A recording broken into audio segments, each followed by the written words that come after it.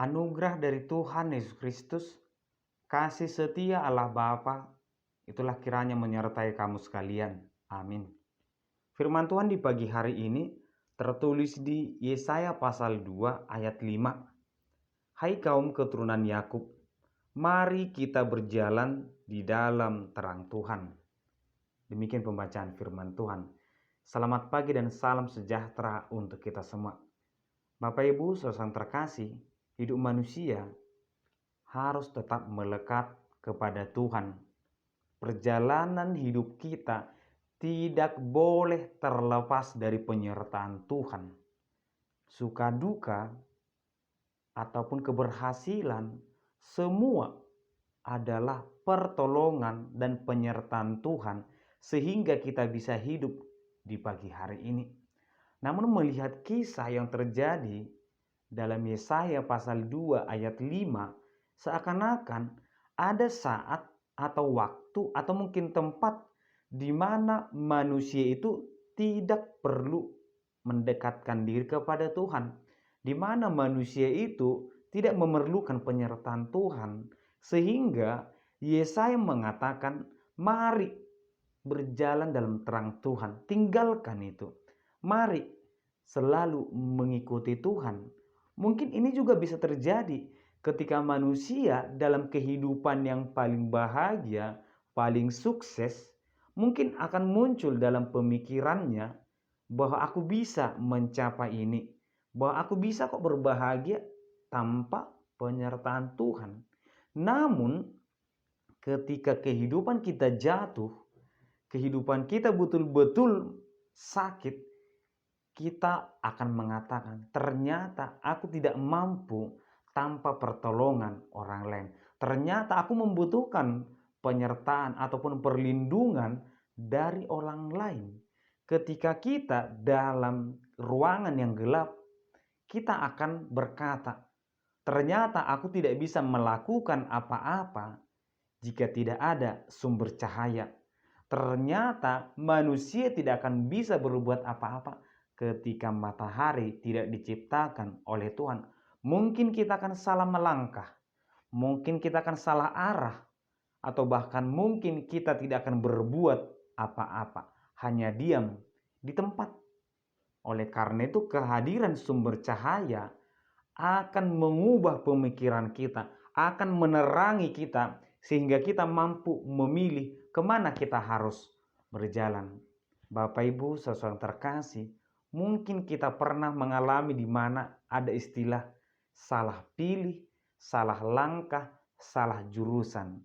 Kita kuliah tapi merasa aku salah pilih tempat kuliah, aku salah jurusan, aku salah mengambil tempat pekerjaan, atau bahkan mungkin rumah tangga, aku salah memilih pasangan hidup.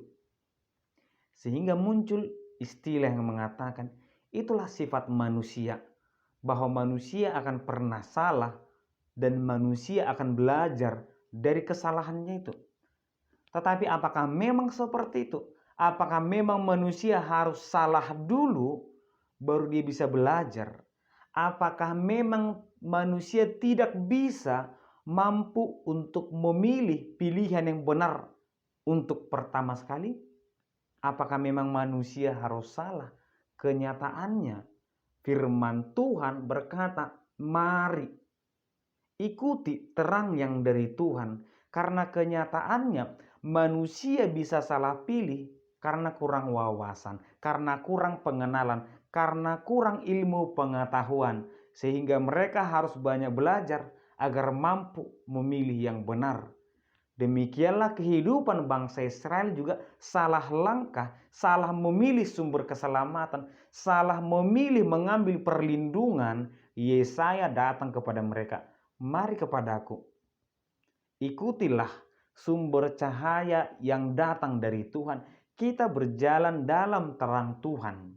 Karena memang manusia berhadapan dengan banyak pilihan dan manusia bisa salah pilih, bahkan sumber keselamatan pun bisa salah pilih.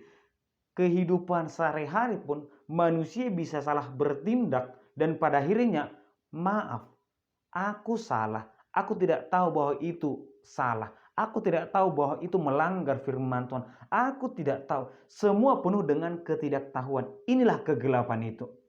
Dan Yesaya mengajak, mari keluar, tinggalkan itu semua. Biarkan firman Tuhan menerangimu. Karena memang hanya ada satu sumber keselamatan, yaitu Yesus Kristus. Yaitu firman Tuhan yang selalu hadir menuntun kita setiap hari. Ada 3 poin penting dari firman Tuhan ini. Pertama, kita diajak untuk berangkat dari dunia kegelapan itu dan datang kepada terang. Meninggalkan pemikiran-pemikiran yang tertutup oleh kegelapan. Biarkan hidup kita diterangi oleh Tuhan. Dan yang kedua, ada sumber terang, yaitu Yesus Kristus. Mari menerimanya. Dialah jalan kebenaran satu-satunya. Dia yang mampu menyelamatkan, menuntun, dan memperbaharui hidup kita. Dan yang ketiga adalah ternyata kita tidak hanya meninggalkan yang jahat, kita tidak hanya menerima sumber keselamatan, tetapi kita juga harus mau membiarkan hidup kita diperbaharui, dibentuk. Jika kita baca ayat 1 sampai ayat 5, mari kita ke gunung Tuhan, biarkan kita diajari, dibentuk oleh Tuhan. Karena memang manusia sering dikuasai oleh pikirannya sendiri atau pikiran orang atau pikiran dunia, tetapi sekarang kehidupan kita harus dikuasai oleh firman Tuhan. Bapak Ibu, saudara terkasih, mari melalui firman Tuhan ini hiduplah sesuai dengan kebenaran firman Tuhan. Biarkan hati dan pikiran kita diterangi oleh Tuhan. Amin, kita berdoa. Terima kasih Tuhan, di pagi hari ini kami mendengarkan firman-Mu. Biarlah kiranya hidup kami Tuhan diterangi oleh kasih dan berkat daripada-Mu, sehingga kami mampu untuk berpikir, berkata, dan bertindak yang benar. Di dalam nama anak Yesus Kristus kami berdoa. Amin.